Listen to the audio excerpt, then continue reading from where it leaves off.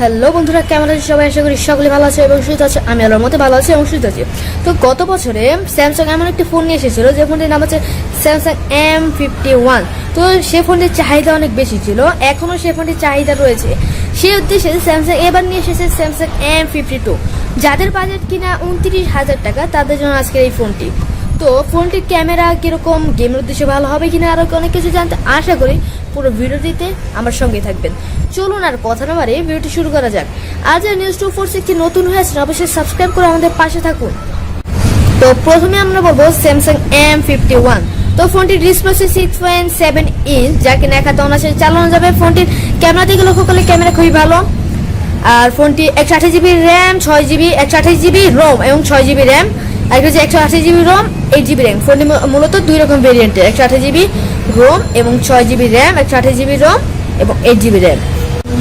ফোনটির ওয়েট হচ্ছে 213 গ্রাম এবং ফোনটির মেইন ক্যামেরা হচ্ছে 64 মেগাপিক্সেল এবং দ্বিতীয় আলট্রা ক্যামেরা হচ্ছে আপনার 12 মেগাপিক্সেলের এবং ম্যাক্রো ক্যামেরা হচ্ছে 5 মেগাপিক্সেল এবং ডেপথ ক্যামেরা হচ্ছে 5 মেগাপিক্সেলের।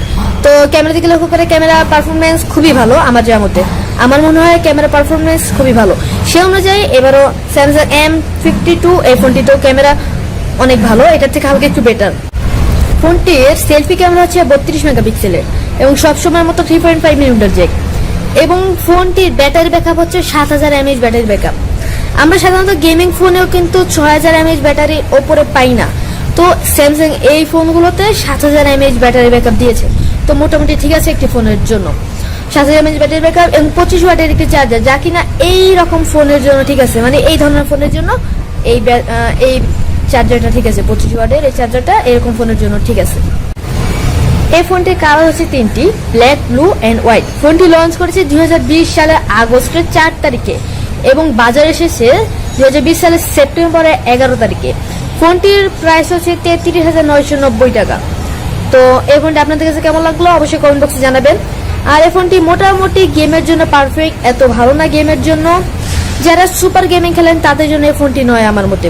এছাড়া ক্যামেরা দিকে লক্ষ্য করলে ক্যামেরা খুবই ভালো, ক্যামেরা পারফরমেন্স এক কথায় খুবই ভালো। ফোনটির প্রাইস হচ্ছে 33,990 টাকা। আমার মতে ফোনটির পারফরমেন্স অনুযায়ী ফোনটির দাম হালকা একটু বেশি হয়ে গেছে। এখন চলে যাওয়া যাক আমাদের লিস্টে থাকা দ্বিতীয় ফোনটির দিকে। দ্বিতীয় ফোনটি হচ্ছে স্যামসাং গ্যালাক্সি M52, যে ফোনটির ডিসপ্লে হচ্ছে 6.7 ইঞ্চ, যা কিনা 1 হাতে চালানো যাবে। ফোনটি 6GB র্যাম, 6GB র্যাম এবং 128GB রোম, যা কিনা ওই ফোনের মানে 1 বছর আগের গত বছরের ফোনের মতোই। র্যামও যে একই এবং রোমও একই। তো ফোনটি এবার দুই রকম ভেরিয়েন্ট না, ওই ফোনটি দুই রকম ভেরিয়েন্ট ছিল। ওই ফোনটি ভেরিয়েন্ট ছিল 128GB RAM, 6GB Rome, 128GB Rome এবং 6GB র্যাম। আরেকটা হচ্ছে 128GB রোম, 8GB র্যাম। এটা হচ্ছে 6GB র্যাম এবং 128GB রোম। আগের ফোনটির মতোই এই ফোনটির প্রথম ক্যামেরা, মেইন ক্যামেরা হচ্ছে 64 মেগাপিক্সেলের এবং দ্বিতীয় ক্যামেরা হচ্ছে 8 মেগাপিক্সেলের এবং ডেপথ ক্যামেরা হচ্ছে 5 মেগাপিক্সেলের এবং চতুর্থ নম্বর ক্যামেরা হচ্ছে 5 মেগাপিক্সেলের এবং সেলফি ক্যামেরা হচ্ছে 32 মেগাপিক্সেলের। আমরা যেহেতু দেখতেছি ক্যামেরা এই দুটি ফোনেরই পারফরমেন্স একই এবং এই ফোনটির ভালো, মোটামুটি ঠিক আছে ফোনটির পারফরমেন্স। ফোনটির ব্যাটারি ব্যাকআপ হচ্ছে 7000 mAh, ওই ফোনটির মতোই 7000 mAh ব্যাটারি ব্যাকআপ। ফোনটি 7000 mAh ব্যাটারি ব্যাকআপ মোটামুটি ঠিক আছে। সবসময় মতো 3.5mm জ্যাক, ফোনটি 3.5mm জ্যাক সবসময় মতোই, এটা রেগুলারলি 3.5mm জ্যাক হয়ে থাকে এবং ফোনটির চার্জার ওয়াট হচ্ছে 25 বা 24 ওয়াট হতে পারে। এখনো ওয়াটটা জানা যায়নি কত ওয়াটের চার্জার, তবে সম্ভবত 25 বা 24 ওয়াটের মতোই হবে। ফোনটির চার্জার ওয়াট হবে 25 বা 26, না 25 বা 24-এর মতোই হতে পারে, কারণ আগের ফোনটিতে 25 ওয়াটের চার্জার, এবার তাহলে 24 অথবা 25 ওয়াটের চার্জার দিতে পারে এই কোম্পানি। ফোনটির লাইট হচ্ছে LED ফ্ল্যাশ এবং কালার হচ্ছে 3টি, ব্ল্যাক, ডার্ক অ্যান্ড ব্লু।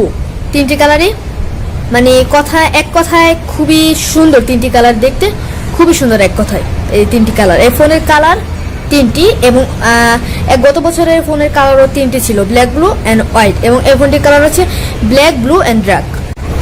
ফোনটির ইন্ডিয়াতে প্রাইস হচ্ছে 21,990 টাকা, তাহলে আমরা বাংলাদেশে হবে 30,990 টাকা, অর্থাৎ 31,000 টাকা ফোনের প্রাইস। এবং কবে লঞ্চ করবে কখন লঞ্চ করবে, বাজারে আসবে কিনা এখনো সেটা এখনো জানা যায়নি। তবে ফোনটি লঞ্চ করার কিছুদিন পরে বাজারে আসবে। ফোনটি লঞ্চ করার সাথে সাথে যে আমাদের হাতে আসবে তা নয়, ফোনটি লঞ্চ করবে এরপরে আমাদের হাতে আসবে। তো আপনার চাইলে ফোনটি ক্যামেরার জন্য একটি ফোন খুঁজছেন ভালো 30,000 টাকার মধ্যে, তাহলে এই ফোনটি আপনার জন্য। আপনি যদি ক্যামেরার জন্য একটি ফোন খোঁজেন, ভালো ফোন ক্যামেরার দিক থেকে, তাহলে ফোনটি আপনার জন্য। এছাড়া গেম মোটামুটি সাপোর্ট করবে, এত ভালো না। যারা সুপার গেম খেলেন তাদের জন্য এই ফোনটি নয়।